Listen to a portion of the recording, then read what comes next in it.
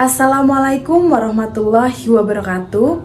Perkenalkan, nama saya Merlin Ambarwati dengan NIM 8602111081, mahasiswa semester 6 di UPJJ Universitas Terbuka Bandar Lampung. Program Studi PGSD.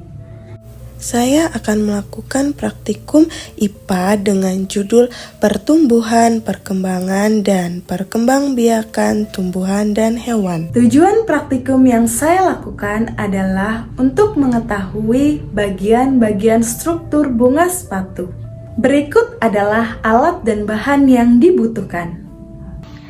Yang pertama ada bunga sepatu, yang kedua ada kaca pembesar, yang ketiga ada cupit dan jilet, yang keempat ada alat tulis, dan yang kelima adalah tabel pengamatan. Langkah yang pertama, kita akan mengamati struktur bagian-bagian bunga sepatu. Di sini ada tangkai, kelopak bunga, mahkota bunga, kepala putik, dan juga benang sari. Saya akan mengamati satu persatu. Bagian yang pertama ada kelopak bunga yang berwarna hijau, bentuknya menyerupai lonceng dengan ukuran yang cukup besar. Kalau kita lihat lebih dekat, kelopak ini memiliki seperti kelopak tambahan atau yang disebut epikalips, sehingga seperti memiliki dua lapis kelopak. Fungsinya untuk melindungi mahkota bunga saat masih muda. Bagian yang kedua adalah mahkota bunga.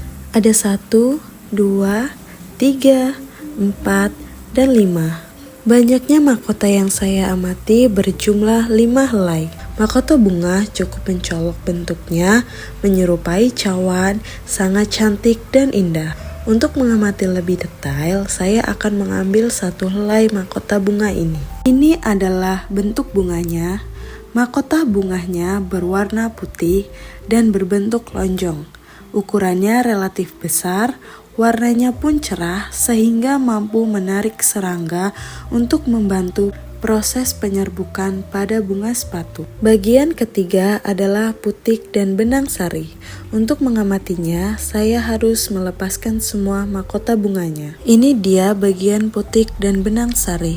Kita akan gunakan kaca pembesar untuk lebih dekat mengamatinya. Tangkai putik yang menjulur tinggi keluar dari dasar bunga berisi kepala putik yang berbentuk oval berwarna kuning. Sedangkan untuk benang sari, tangkainya berbentuk tabung mengelilingi tangkai putik. Kepalanya berisi serbuk sari yang berwarna merah dengan jumlah yang cukup banyak. Putik dan benang sari adalah alat kelamin bagi bunga sepatu. Putik alat kelamin betina dan benang sari alat kelamin jantan. Oke, langkah yang kedua kita akan menggambarkan struktur bunga sepatu.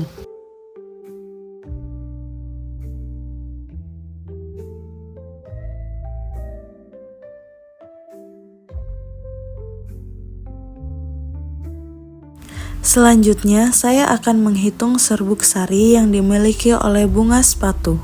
Benang sari memiliki jumlah yaitu 63 buah. Benang sari terdiri dari beberapa benang halus dan berwarna putih atau kuning yang terdapat di dalam mahkota bunga. Benang sari menghasilkan serbuk sari sebagai gamet jantan dalam proses reproduksi. Baik, di sini saya akan menghitung bagian kepala putih. Ada 1, 2, 3, 4, 5. Jadi kepala putik ada 5. Selanjutnya saya akan mengamati bakal biji. Saya akan membelah dari tangkai putik hingga ke dasar bunga. Setelah bunga dibelah, terdapat ovarium atau bakal buah. Selain ovarium juga terdapat ovulum yaitu bakal biji. Ovulum terletak di dalam ovarium. Bentuknya pipih, warnanya putih dan berukuran relatif kecil. Ovulum ini berfungsi untuk melindungi sel telur dan sebagai tempat di mana sel telur dapat bekerja. Kesimpulan yang dapat saya ambil dari praktikum ini adalah struktur bunga sepatu merupakan salah satu bunga sempurna, di mana bunga sepatu memiliki kelopak bunga, mahkota bunga, benang sari, tangkai bunga, dasar bunga, bakal biji, tangkai putik, dan kepala sari. dan setiap bagian memiliki fungsi tertentu dalam proses penyerbukan dan pembuahan. Terima kasih sudah menyaksikan video praktikum saya kali ini. Sampai jumpa. Wassalamualaikum warahmatullahi wabarakatuh.